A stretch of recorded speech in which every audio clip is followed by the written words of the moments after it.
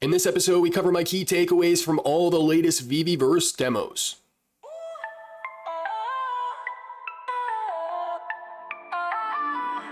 My whole life changed. My whole world stopped.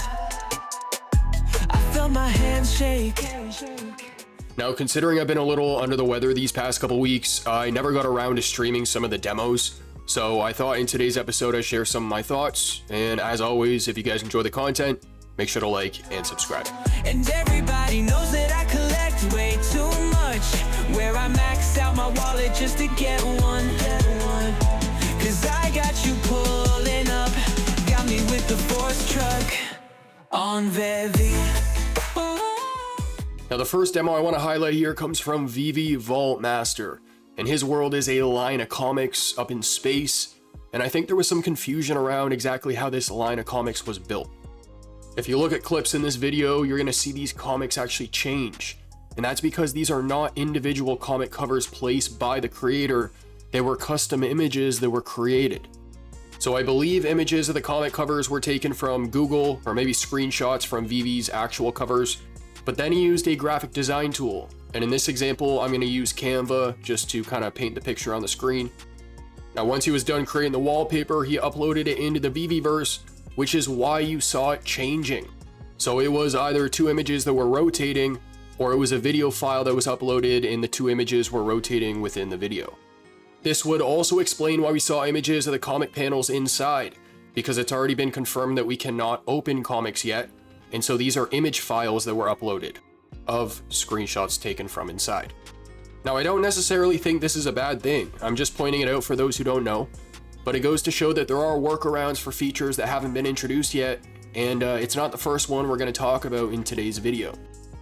Another talking point I've seen in the community is the lighting in some of these demos, and I must admit that some of them are quite dark. But the main thing it's going to come down to is the skybox that you use, and you are actually going to have a feature where you can change the strength.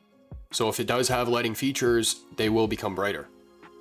Now, if you do use a darker skybox, you are going to get that evening or nighttime effect, and so it's going to require more lighting to light up whatever elements you're trying to light up.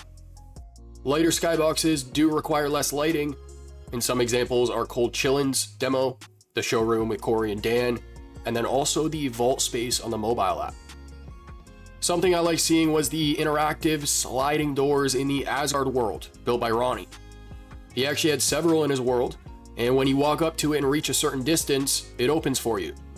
Now, this isn't the first time we saw this. We actually saw it in the original unveiling in Dan's home space, but I should point out it was a completely different style. Dan's was a sliding glass door, Ronnie's was a hologram. Things like this are great to see, and I think the more interactive elements we get, the better and more fun it'll be for everybody, because I don't believe these are items you need to script out or apply certain settings to. I think they are default items. So the more interactive items in the library, the better. Now, another thing that stood out to me was the reflections on some of these pieces. I do believe there's actually a setting where you can toggle reflections on and off, so you can choose what pieces you want to see reflections on and what pieces you don't. Some of the collectibles that stood out to me in the latest demo was the dragon girl in the opening scene, the dark skybox mixed with the lights in the skybox, and I believe it was the silver one. I might be mistaken, but the reflections just bounced off that thing. And then near the end, we got to see golden moments, which, correct me in the comments down below if I'm wrong, I think this was our first time seeing golden moments in a VeVeVerse demo, or in the VeVeVerse at all. The creator actually had a sign pointing out that low power PCs probably shouldn't go in the room where the golden moments are, and there wasn't actually too much in that room, I gotta be honest. It was just a lot of the golden moment collectibles, and so it goes to show that there are going to be limitations for systems. We haven't got the exact specs yet. The team has mentioned, however, that they are going to be outlining the low spec, medium spec, and high spec requirements for the VeVeVerse, but after release. I do also want to point out that the film footage from the actual VeVe demo did look quite laggy, but it seems like a room filled with golden moments might be approaching that benchmark for certain PCs. Now, I did mention there was a sign pointing this out, so it goes to show you that you can take advantage of signs in the VeVeVerse. Shout out Double Quill, who wants to write out her storylines. You will have the ability to place text and then also draw, but I believe you can only draw when a whiteboard is placed. And then I'm hoping that in the future, the team can update this with more fonts and colors and stuff like that so that we can create like promotional signs. I know we can upload images, but it just kind of avoids that extra step.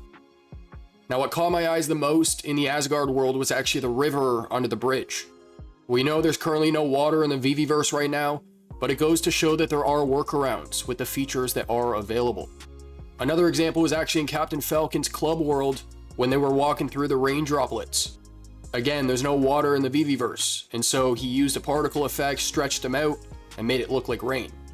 I've said it before, I'll say it again, your biggest limitation will be you. Ladies and gents, that is going to conclude today's episode. I really hope you enjoyed. Those are my key takeaways from the last 3 VeVeVerse demos.